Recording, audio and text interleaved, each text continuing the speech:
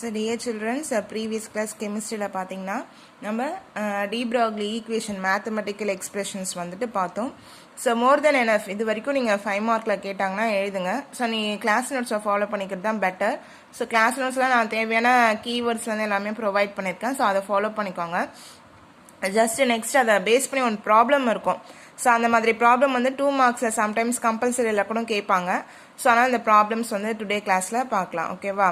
So this equation implies that a moving particle can be considered as a wave and a wave can exhibit the properties of a particle. So அப்ப என்ன சொல்றோம்னாக்கா நம்ம ஒரு moving particle that is நம்ம பார்ட்டிகலுக்கு வந்துட்டு என்ன character இருக்கு அப்படின்னு சொல்றோம்னாக்கா wave character இருக்கு அப்படின்னு சொல்லிட்டு இந்த ஈக்குவேஷன் மூலமா நம்ம என்ன பண்றோம்னாக்கா தெரிஞ்சுக்கிறோம். For a particle with high linear momentum mv linear momentum என்னன்னாக்கா ஸோ நமக்கு தெரியும் momentum of the particle வந்து p is equal to mv அப்படின்னு சொல்லி பிசிக்ஸை படிச்சிருப்பீங்க. ஓகேவா? ஸோ அப்போ high linear momentum mv the wavelength will be also small and cannot be observed. So ஒரு பார்ட்டிக்கலுக்கு ஹை லீனியர் மூமெண்டம் இருக்கும்போது வேவ்லென்த் வந்து ரொம்ப ரொம்ப ஸ்மாலாக இருக்கும். அது நம்மளால என்ன பண்ண முடியாதுனாக்கா அப்சர்வ் பண்ண முடியாது. For a microscopic particle, such an electron, the mass is of the order of 10 power minus 31 kilogram. Hence, the wavelength is much larger than the size of the atom, and it becomes a significant. So ஓகேவா? So அப்போ ஒரு microscopic பார்ட்டிக்கலுக்கு பார்த்தீங்கன்னா so எந்த மாதிரியான பார்ட்டிக்கலாக இருக்கலாம்னா electron மாதிரி இருக்கிற ரொம்ப சின்னதான microscopic particle ரொம்ப ரொம்ப சின்ன பார்ட்டிக்கல். ஸோ எலக்ட்ரான் மைக்ரோஸ்கோப்பில் மட்டும்தான் பார்க்க முடியும் எலக்ட்ரானை. ஓகேவா? ஸோ அந்த மாதிரி ரொம்ப மைன்யூட் பார்ட்டிக்கல். ஸோ எலக்ட்ரானே இவ்வளோ மைன்யூட்டாக இருக்கும்போது அந்த எலக்ட்ரான் எதுக்குள்ளே இருக்குது அப்படின்னு சொன்னாக்கா நம்ம ஆட்டம்குள்ளே. அப்போ ஆட்டம் எவ்வளோ சின்ன பார்ட்டிக்கலாக இருக்குன்னு பார்த்துக்கோங்க.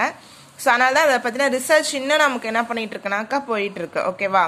ஸோ அப்போ அந்த மாதிரியான பார்ட்டிக்கல் ஸோ மாஸ் வந்து பார்த்தீங்கன்னாக்கா 10 to the power of minus 31 kilogram.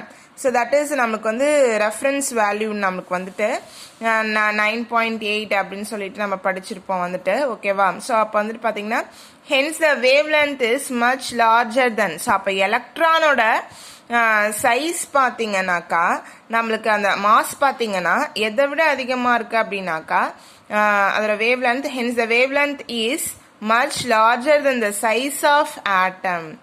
நம்ம ஆட்டமோட சைஸோட அந்த வேவ் லென்த் வந்து என்னவா இருக்குனாக்கா லார்ஜா இருக்கு. ஸோ அதோட இம்பார்ட்டன்ஸ் வந்து நம்ம மைக்ரோஸ்கோப்பிக்கோட அதான் மைக்ரோஸ்கோபிக் பார்ட்டிகளோட இம்பார்ட்டன்ஸ் அப்படின்னு பார்த்தீங்கன்னா ஸோ அந்த மாதிரி நம்ம மைக்ரோஸ்கோபிக் பார்ட்டிகளோட வேவ் லென்த்தை வந்து இந்த அதை என்ன சொல்ல வராங்க இந்த பாயிண்ட்ல அப்படின்னா மைக்ரோஸ்கோபிக் பார்ட்டிகளோட வேவ் லென்த்தை நம்ம இந்த ஈக்குவேஷனை வந்து பேஸ் பண்ணி நம்ம கண்டுபிடிக்கலாம் அப்படின்ற மீனிங் தான் அது. ஓகேவா?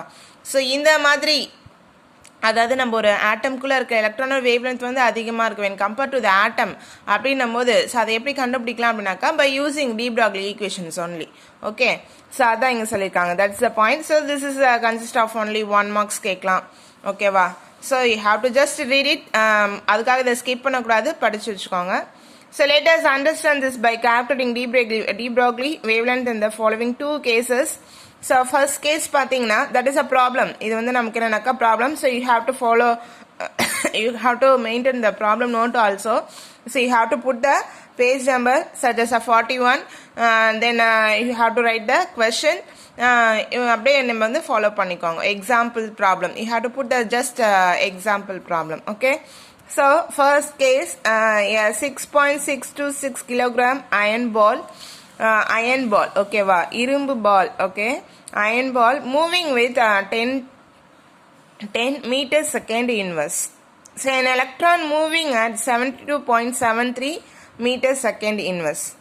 So நம்ம wavelength of iron ball நமக்கு வந்து ஃபார்முலா பார்த்தீங்க அப்படின்னாக்கா that is a question. okay va? So next பார்த்தீங்கன்னா நம்மளுக்கு எப்படி கண்டுபிடிக்கிறாங்க வேவ் லென்த் அப்படின்னு பார்த்தீங்கன்னா ஸோ வேவ் லென்த்தோட ஃபார்முலா பார்த்தீங்கன்னா lambda is equal to h/mv not mc.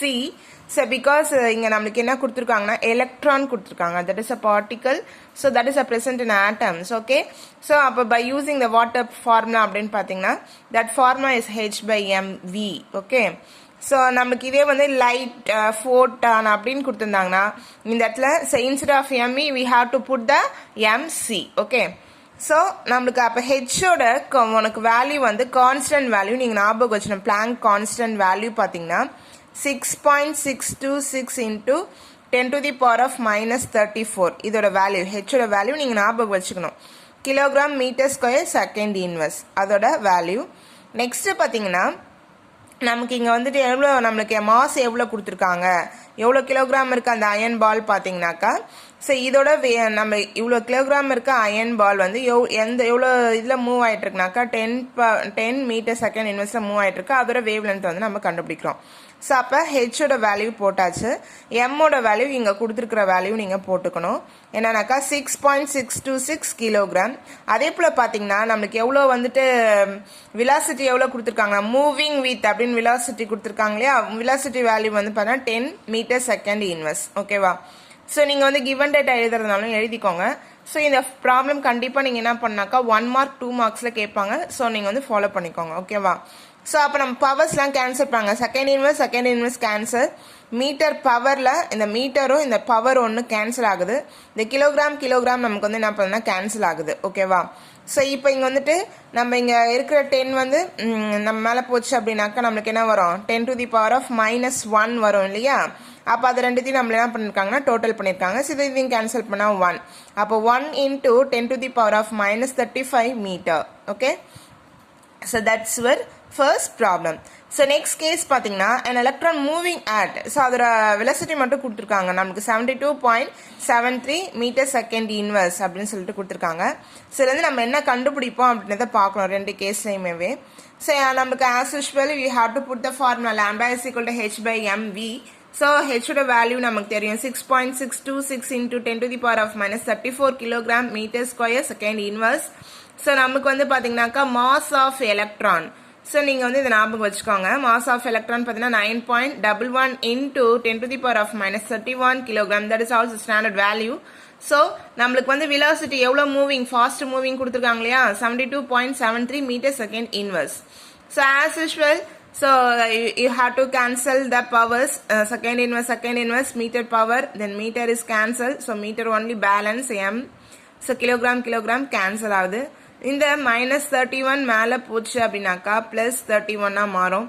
So அப்போ நம்மளுக்கு வந்து என்ன வரும்னாக்கா plus 31 minus 34 minus 3 வந்து நமக்கு வரும். அப்போ 6.626 divided by 9.1 into 72.73 நீங்கள் மல்டிப்ளை பண்ணி போட்டுக்கணும். Then 10 to the power of minus 3 metre. இதை நம்ம வந்துட்டு சிம்பிளிஃபை பண்ணுறோம் போது நமக்கு என்ன வரும்னாக்கா இங்கே பாயிண்ட்ல வேல்யூ வருமா. ஸோ அப்போ நம்ம சிம்பிளிஃபை பண்ணும்போது 1 into 10 to the power of 5 metre. So நீங்கள் வந்து சிம்பிளிஃபை பண்ணி போட்டுட்டு இந்த ஆன்சர் கொண்டு வாங்க. ஓகேவா? ஸோ அப்போ வந்து பார்த்தீங்கன்னா இப்போ 1 into 10 to the power of minus 5 metre, இங்கே பார்த்தீங்கன்னா 1 into 10 to the power of minus 35 meter. So for the electron de Broglie wavelength is significant and measurable, while for the iron ball it is too small to measure, hence it becomes insignificant.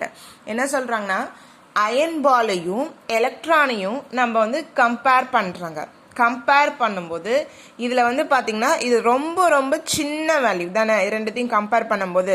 So அப்போ iron பால் first case பார்த்தீங்கன்னா iron பால். So அப்போ பெரிய macroscopic பார்ட்டிகளுக்கு நம்ம de Broglie equation applicable கிடையாது. So அப்போ எதுக்கு applicable சொல்கிறாங்கனாக்கா microscopic பார்ட்டிகளுக்கு தான் applicable. So இப்போ எதுக்கு வேவ்லென்த் அதிகமாக இருக்குது, நம்ம எலக்ட்ரானுக்கு தான் வேவ்லென்த் வந்து அதிகமாக இருக்குது. ஸோ அப்போ நம்ம டி ப்ராக்லி ஈக்குவேஷனை எதுக்கு அப்ளை பண்ணலாம் அப்படின்னு சொல்கிறாங்கன்னா இந்த ரெண்டு கேஸை வச்சுட்டு மைக்ரோஸ்கோபிக் பார்ட்டிகளுக்கு நம்ம வந்து அப்ளை பண்ணலாம். That's it. ஓகேவா? ஸோ அப்போ அயன் பால்ன்றது ஆட்டம் கூட கம்பேர் பண்ணது ரொம்ப பெரிய பார்ட்டிக்கல் தான் அது.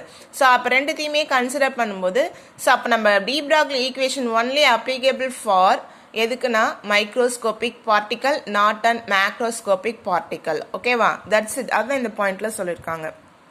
ஸோ சிம்பிளிஃபை பண்ணி போட்டுக்கோங்க. ஸோ டுடே ஒன்லி கொஞ்சம் தான் அந்த ப்ராப்ளம், அந்த ப்ராப்ளம் பேஸ் பண்ணி நிறைய நம்மளுக்கு வந்து கம்பேரிட்டிவ் கொஷின்ஸ் வந்து காம்படிட்டிவ் கொஷின்ஸ் வந்து நம்மளுக்கு கேட்பாங்க. ஸோ 3 மார்க்கு கேட்டாங்கன்னா 2 கேஸ் அந்த மாதிரி ரீசனபிள் கொஷின்ஸ்லாம் நம்மளுக்கு வந்து கேட்க சான்சஸ் இருக்குது. ஸோ அதனால் வந்துட்டு அதை மெயின்டைன் பண்ணிக்கோங்க, கிளாஸ் நோட் மெயின்டைன் பண்ணிக்கோங்க, ப்ராப்ளம் படித்து வச்சுக்கோங்க. ஓகேவா? Thank you children's.